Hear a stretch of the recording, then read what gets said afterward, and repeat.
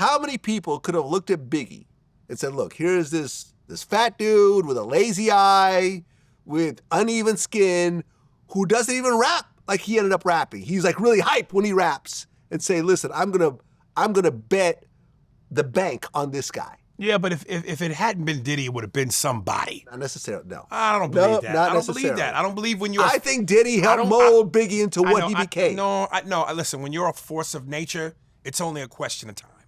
Not always. Well, maybe not always, but most of the time. I disagree. Most of the time. How many athletes have you seen over time that never got, who were considered the next great thing, and then, one of my favorite lines in Jadakiss, why is a nigga up north better than Jordan and didn't get that break? That's what I'm saying. But sometimes those are things that may be because of the person themselves. Well, that's what I'm saying. It's the person themselves. No. Maybe they have a drug issue or some situation in their life. Somebody doesn't come in. A lot of times, someone has to come in and say, I see what you're doing. I'm going to help you take it to the next level. There's always someone that comes in. But I'm saying most success is a group effort. But if it hadn't been Diddy, would Biggie be how as good as he was, who he was? It would have been somebody. Not necessarily. Why are you saying that like that's fact? You don't know that. Because at the time, when you look at Biggie's early work before he joined Bad Boy, he wasn't even rapping like the Biggie that we knew. And Jay-Z was rapping like a Fushnikin. Exactly. So who turned that around? And he got into his zone, and that's when Reasonable Doubt came out.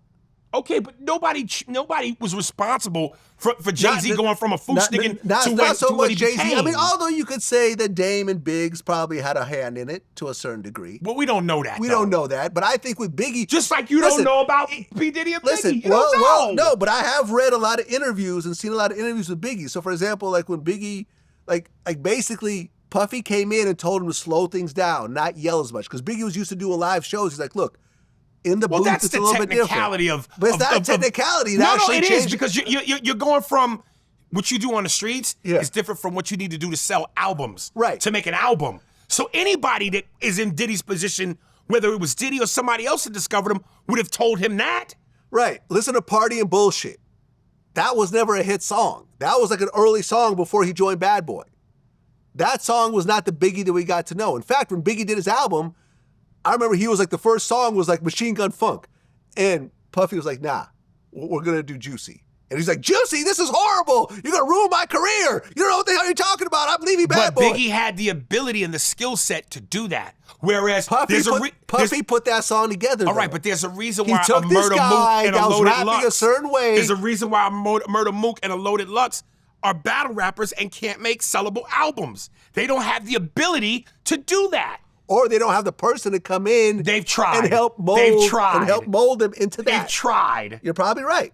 Not everyone's Biggie. Not everyone's Biggie. Okay, so what I'm saying is, if you have that skill. Tupac's first album wasn't very Vlad, good. Do you realize what I'm saying? If you have the skill set to begin with, yes, you need a coach.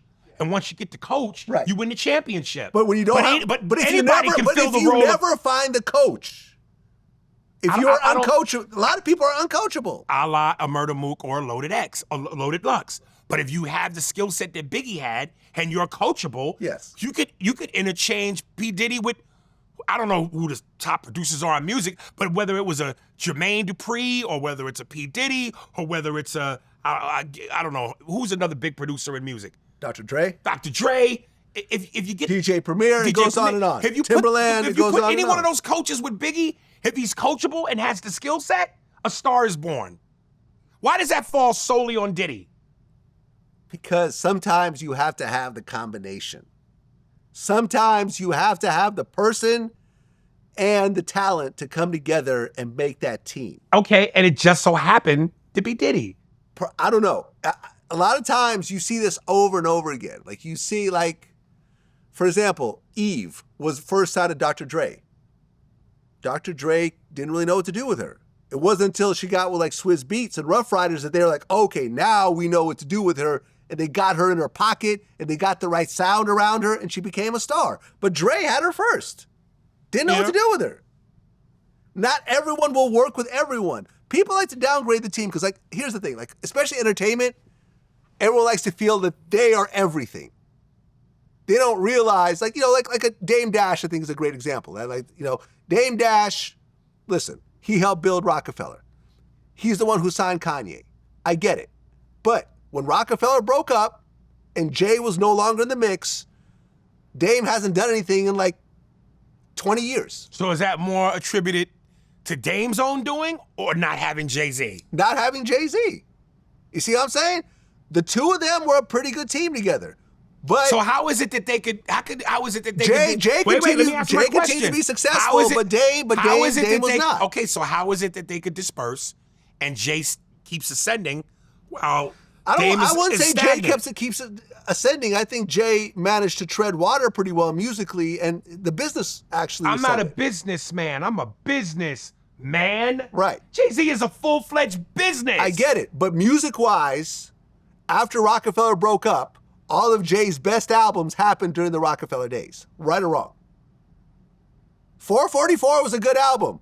It wasn't Reasonable Doubt. It wasn't Blueprint 2. It wasn't like Hard Knock Life. Like, but it ain't like the two of them broke up and they're both at the same place. They broke up and Dame's here and Jay-Z is here. Yeah, but being here where Dame was still a very enviable position.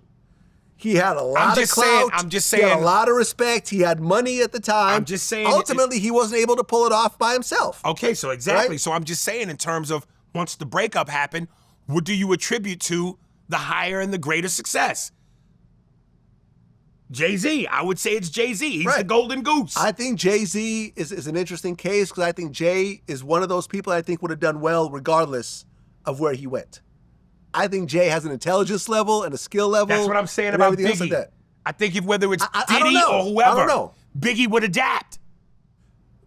You could say the same thing about Tupac, but once again, I don't know if Tupac got dropped by his label after that first album, because that first album didn't do very well.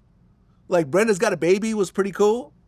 Was a great record, but like the singles really like Trapped and stuff like that didn't do well. It just so happened that Jimmy Iovine believed in him as an artist and kept giving him more chances. And slowly he started to improve. Like, his first hit song was I Get Around. But sometimes artists don't get that second chance. And then they go back to working their day jobs.